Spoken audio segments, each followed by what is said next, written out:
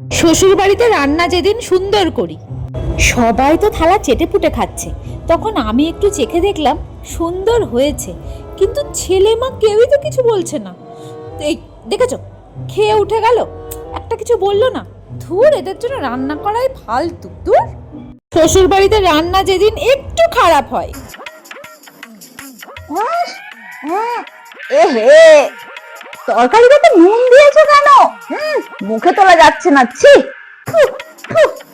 আচ্ছা, রান্নাটাও কি ভালোভাবে করতে পারো না তুমি? তোমার মা কি শিখিয়ে পাঠিয়েছে তোমাকে শ্বশুর বাড়িতে? না খেয়েই দেখছি এই বউয়ের জন্য না আমাদেরকে মরতে হবে, বুঝলে? আমরা নেহাত ভালো মানুষ বলে এই বউকে এখনো বাড়ি থেকে বের করে দিই।